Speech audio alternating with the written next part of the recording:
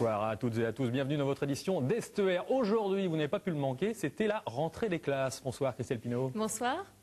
La rentrée des classes, donc aujourd'hui, elle a eu lieu. Et certains ont même eu la chance de poser leur cartable dans une école toute neuve. Ça s'est passé ce matin dans le quartier Malakoff à Nantes. Les 12 classes de maternelle et de primaire du groupe scolaire Jean Moulin ont ébloui les parents et les élèves.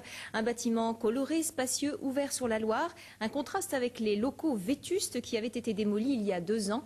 Fabienne Béranger et Arantxa Belderheim sont allés y faire un tour et y seraient bien restés. Pour la 7e année, Ghislaine Magnien accueille parents et élèves de l'école élémentaire Jean Moulin. Presque la routine pour la directrice de l'établissement. Pourtant, cette année, c'est dans un bâtiment flambant neuf de 3400 mètres carrés qu'elle accueille ses élèves. L'occasion pour Ghislaine de se souvenir de sa première rentrée dans le quartier. Je me souviens, ma première impression quand je suis arrivée dans l'ancienne école, c'était un sentiment d'enfermement. L'école était entourée de bars, de tours, et c'est vraiment le premier sentiment que j'ai eu. Alors qu'ici, c'est une école, je dirais, aérée. Le nouveau groupe scolaire Jean Moulin s'inscrit dans le cadre du grand projet Ville du Nouveau Malakoff. Pendant 3 ans, parents et élèves ont été impliqués dans le projet de reconstruction de l'école. Aujourd'hui, tous apprécient le résultat.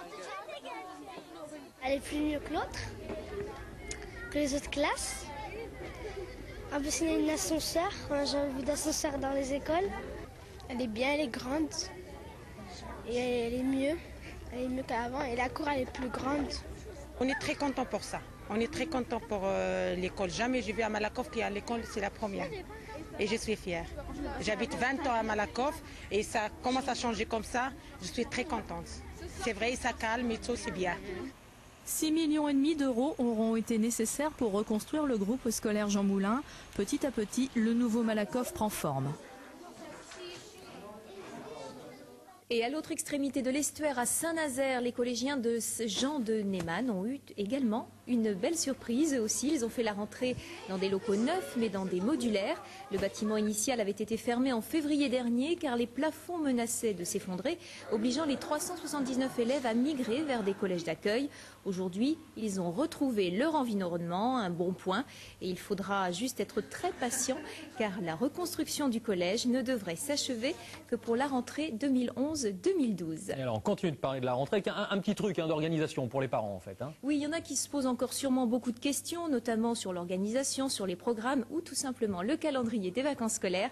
Eh bien, je vous invite à visiter le tout nouveau site internet de l'Académie de Nantes, très lisible et précis. L'adresse va s'afficher sur votre écran. Il s'agit du www.ac-nantes.fr.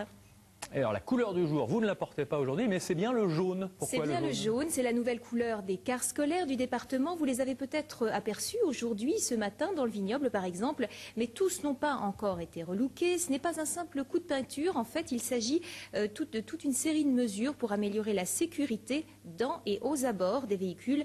Christophe Turgis et Jean-Pierre Brénuchon ont pris le bus aux Aurores, non pas avec le cartable sur le dos, mais avec la caméra sur l'épaule.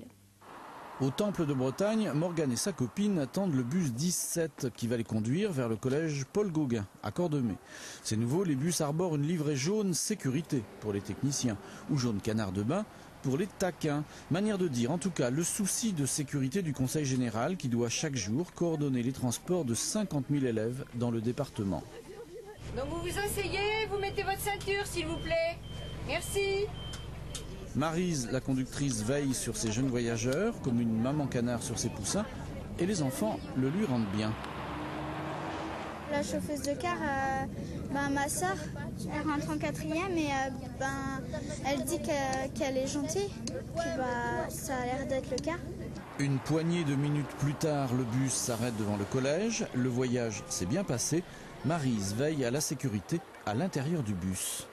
La ceinture est obligatoire et il faut vérifier s'ils la mettent bien. Bon, on ne peut pas toujours, parce qu'on n'est pas toujours, on peut pas être au volant et dans le fond du car, quoi. Mais bon, on essaye en général au départ, au démarrage déjà. Car la ceinture n'a pas seulement une fonction de sécurité, elle permet aussi de maintenir les enfants au calme jusqu'à la descente. Important quand on sait que c'est à ce moment-là qu'ils courent les plus grands dangers. Nous savons que 85% des accidents dans le cadre scolaire, en matière de transport scolaire, se passent autour des points d'arrêt et autour des bus. Le premier élément de sécurité, c'est donc de bien identifier les bus scolaires. Donc l'ILA scolaire est effectivement bien identifié au travers de sa couleur qui flash. Sécurité à l'intérieur comme à l'extérieur, avec des automobilistes avertis de la présence des enfants. La journée d'école peut commencer. Et ce soir, Maryse sera là avec son bus jaune, jaune canard de bain, pour les ramener à la maison. Allez, après la couleur, le chiffre, quel est-il ? Je vous le donne dans le mille, c'est 1000. 1000, ça correspond à 1000 bus. C'est le nombre donc de bus qui sillonnent le département chaque matin. Et puis je ne résiste pas à vous donner d'autres chiffres. Impressionnant le nombre de points d'arrêt. Il y en a 15 000. Alors tous n'ont pas d'eau bête parce que la tâche est considérable. Et tout ça, ça coûte cher. Et oui, 28,6 millions d'euros. On en parlait à l'instant avec notre invité Frédéric Jouette. La Coupe du Monde de rugby, c'est dans 3 jours. Le premier match à Nantes, lui, aura lieu dimanche. Voilà, à l'affiche Pays de Galles, Canada, des Gallois qui sont arrivés cet après-midi à Pornichet, précisément à l'hôtel Kerr-Juliette, et ils se sont entraînés dans la foulée devant un parterre d'invités, entraînement public qu'ils renouvelleront 3 fois avant de revenir sur la pelouse de la Beaujoire le 29 septembre pour affronter l'équipe des îles Fidji. Et entre-temps, il y aura le 22 septembre, Angleterre-Samoa. Et puis lancement également officiel de la Coupe du Monde cet après-midi à Nantes avec la remise des clés du stade par la ville au comité d'organisation. Bon, et puis alors rien à voir avec les bus jaunes qu'on a vus à l'instant, il y a des panneaux jaunes dans la ville de Nantes. Ça sert à quoi? C'est pourquoi? Alors donc vous avez des panneaux avec ou sans billet, c'est très simple. Si vous avez un billet, vous allez directement à la Beaujoire. Si vous n'en avez pas, vous allez directement en centre-ville pour faire la fête sur grand écran, au choix, rue Scribe, place du Bouffet ou alors place de la Petite Hollande. Il paraît même que des cars entiers de supporters sans billets ont été affrétés. Enfin, sachez que les jours de match, le Périfest sera fermé de la porte de la Chapelle à la porte de Carquefou de 10h à 19h. Ça, ce sera pour dimanche prochain, mais les horaires seront différents selon donc les horaires des autres matchs. Et puis alors, il n'y a pas que le sport. Pour ceux qui n'aiment pas le rugby, il y a un nouveau lieu à Nantes pour sortir. C'est un petit peu le coup de cœur de la rédaction d'Estuaire. Voilà, ce sera notre coup de cœur, comme chaque soir. Donc un lieu de sortie ce soir, ça s'appelle la Seine Michelet, près des facs, boulevard Henri Herriot. Ce lieu a ouvert donc fin août. 3 artistes y exposent jusqu'au 22 septembre. Ils sont tous issus de l'art urbain, comme Carlos, que vous voyez actuellement, avec ses graffitis, illustrations. Présente également Soisic, une jeune photographe nantaise, et le collectif On s'affiche. Je vous propose d'écouter d'ailleurs le responsable de cette nouvelle scène, Olivier Piard. L'objectif était, sur le lieu, de pouvoir laisser une liberté totale aux artistes. C'est-à-dire de peindre les plafonds, les murs ou le sol, et de faire ce qu'on appelle l'art urbain. C'est-à-dire ils prennent du pochoir, de la bombe, ou alors de la peinture différente, afin d'avoir un fond pour pouvoir mettre les tableaux.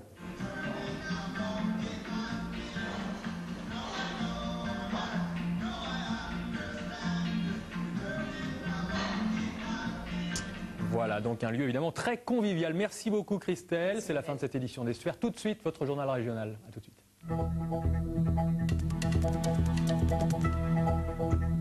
Avec Net Habitat, vous présente la météo.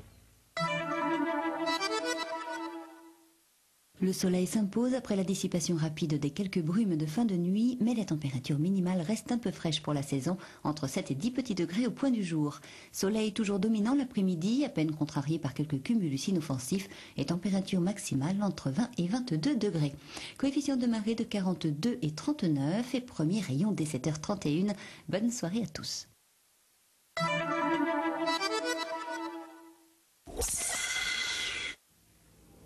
France 3, avec Net Habitat, vous a présenté la météo.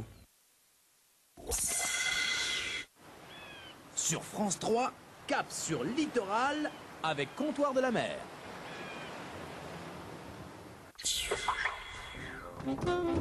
Traverser l'Atlantique sur un petit bateau de 6,50 m, c'est le challenge que vont relever les 84 concurrents de la Mini Transat. À quelques jours du départ de cette course en solitaire, portrait croisé de 2 skippers. Et pour continuer au ras des flots, retour sur les débuts du surf en France. Il y a 50 ans, les premiers surfeurs débarquaient sur la côte basque. Passion d'écume, c'est samedi prochain, dans le littoral.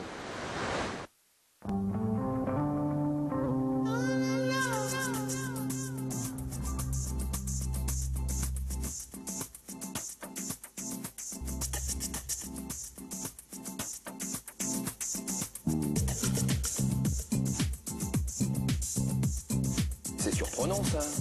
Et c'est facile à faire.